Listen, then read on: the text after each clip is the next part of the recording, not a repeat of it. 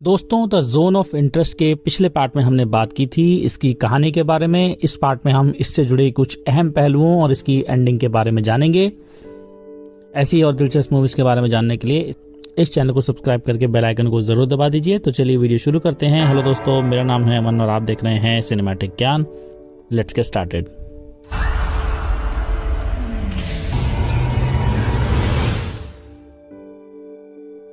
दोस्तों, the zone of interest का and तब सामने आना शुरू होता है जब नाजी और एसएस मेंबर रुडोल्फ हॉस को एक असाइनमेंट दिया जाता है जो उसे ऑशविट्ज में वापस लाएगा, जहां वो शुरू में कमांडर था। इससे उसकी पत्नी हेडविग एक्साइटेड हो जाती है, जिसने मांग की थी कि वो और रुडोल्फ के 5 बच्चे अपने आइडियलिक घर में ही रहेंगे जो कंसंट्रेशन कैंप के साथ एक दीवार शेयर करता है। हॉस ऑशविट्ज लौटने और वहां भेजे जा रहे हजारों हंगेरियन जूस के लिए लागू किए जाने वाले गैस चेंबर्स की डेवलपमेंट प्लान को जारी रखने के लिए तैयार है। हॉस हंगेरियन ऑपरेशन का जश्न मनाने के लिए बर्लिन में नाजियों द्वारा ऑर्गेनाइज्ड एक पार्टी अटेंड करता है, लेकिन फोन पर हेडविग को बताता है कि वो पार्टी में सिर्फ इस बारे में सोच रहा था कि कमरे में सभी को गैस देकर कैसे मारा जाए। जाहिर तौर पर यह बर्लिन में उसकी आखिरी रात थी। पार्टी के बाद हॉस कई सीढ़ियों से नीचे उतरता है और अनकंट्रोलेबली हंसने लगता है, लेकिन उसे उल्टी नहीं होती। वो डार्क हॉलवे को देखता है और फिल्म प्रेजेंट टाइम में आगे बढ़ती है। एक क्लीनिंग सर्विस को फर्श को वैक्यूम करते हुए और ऑशविट्ज स्टेट म्यूजियम में ग्लास की सफाई करते हुए दिखाया गया है। फिल्म वापस हॉस के पास पहुंचती है जो सीढ़ियों से उतरकर अंधेरे में चला जाता है।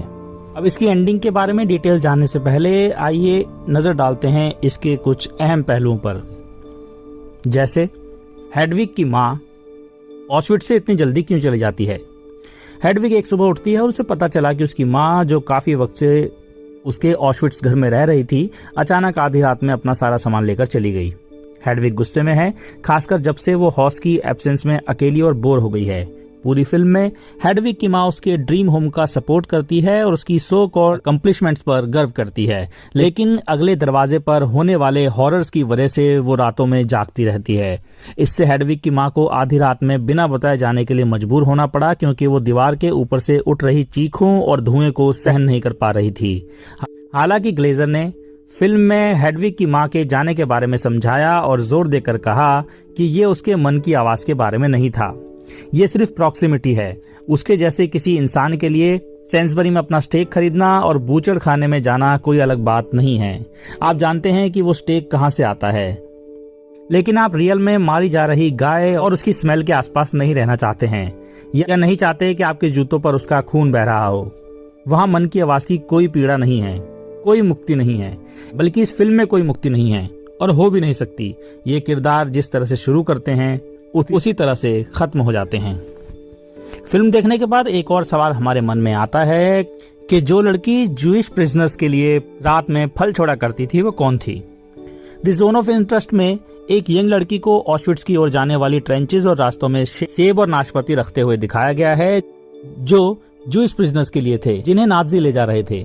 फिल्म दिलचस्प ढंग से इसे थर्मल लेंस के जरिए पोर्ट्रे करती है ताकि लड़की एक डार्क एटमॉस्फेयर में ब्राइटली शाइन कर सके। लड़की एक पोलिश सिटीजन है जो कैंप के पास रहती है और कैदियों के लिए फल देने के लिए हर रात अपनी साइकिल निकालती है। ये इम्प्लाइड है कि वो और उसका परिवार भी जूइश है और ऑशविट्ज की आग की लपटों की वजह से एसएस ऑफिसर से बचने के लिए अपने घरों में छिपे हुए हैं। ग्लेजर ने समझाया कि द जोन ऑफ इंटरेस्ट में लड़की का खाना छोड़ना एक रियल इंसान पर बेस्ड था। वो अलेक्जेंड्रिया नाम की एक लेडी थी जो कंसंट्रेशन कैंप में सेब छोड़कर जाती थी। इसके बाद वो बताते हैं वो उस घर में रहती थी जिसमें हमने शूटिंग की थी। ये उसी की बाइक थी जिसको हमने यूज किया था और एक्टर ने जो ड्रेस पहनी थी वो भी उसी की थी। दुख की बात है कि हमारी बातचीत के कुछ वीक्स बाद ही उनकी मौत हो गई। रेजिस्टेंस का ये एक बहुत छोटा काम है। फल छोड़ने का सिंपल, ऑलमोस्ट एक पवित्र काम बहुत जरूरी है, क्योंकि ये लाइट का एक पॉइंट है। उन्होंने असल में उस वक्त सोचा था कि वो फिल्म नहीं बना सकते। वो अपने प्रोड्यूसर जिम को फोन करते रहे और कहते रहे मैं बाहर जा रहा हूं, मैं ये नहीं कर सकता, ये बहुत डार्क है। इस अटर डार्कनेस को दिखाना उनके लिए इम्पॉसिबल लग रहा था, इसलिए उन्होंने कहीं ना कहीं रोशनी की तलाश की और वो उन्हें उस लड़की में मिली जो कि अच्छी चीजों के लिए एक फोर्स की तरह थी। चलिए दोस्तों, अब आते हैं इस फिल्म की एंडिंग पर। पहला सवाल ये उठता है कि रुडोल्फ को आखिर में सूखी खांसी क्यों हो रही थी। फिल्म के एंड में हॉस को सूखी खांसी होने के 2 साफ रीजंस हो सकते हैं। पहला रीजन ये कि ऑशविट्ज के ठीक बाहर रहने की वजह से उसे किसी तरह की हेल्थ रिलेटेड प्रॉब्लम पैदा हो गई है। यही वजह है कि वो अपने सफर के दौरान बर्लिन में एक डॉक्टर के पास भी गया था। ऐसा लगता है कि ऑशविट्ज के धुएं और कालिख ने उसके परिवार के घर के बाहर की हवा और पानी को पॉल्यूट कर दिया है, जो ये संकेत दे सकता है कि फ्यूचर में उसे हेल्थ प्रॉब्लम्स का सामना करना पड़ सकता है।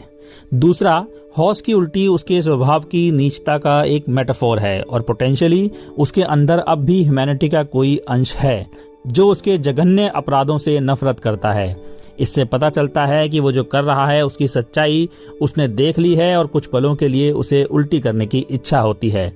इस आइडिया का सपोर्ट एक्टर क्रिश्चियन फ्रीडेल ने द फिल्म स्टेज के साथ एक इंटरव्यू में करते हुए कहा, मुझे लगता है कि ये एक लड़ाई है शरीर की अपनी आत्मा के खिलाफ, क्योंकि शरीर सच बताता है और हमारा मन हमें खुद को धोखा दे सकता है। हम आत्म धोखे में माहिर हैं। ऐसा आइडिया फिट बैठता है। हालांकि ये ध्यान दिया जाना चाहिए कि फिल्म कैरेक्टर को असल में पछतावा दिखाने का कोई अटेम्प्ट नहीं करती है। आइडिया ये है कि शरीर इस तरह महसूस कर सकता है, लेकिन ये मन को रिजेक्ट कर रहा है। बदले में हॉस उपकाई करके लेकिन उल्टी ना करके अपने शरीर को रिजेक्ट कर रहा है और इस बात पर जोर दे रहा है कि उसका दिमाग सही है। वो किसी भी तरह से उन हॉरर से अफेक्टेड नहीं है जिन्हें उसे अंजाम देना है।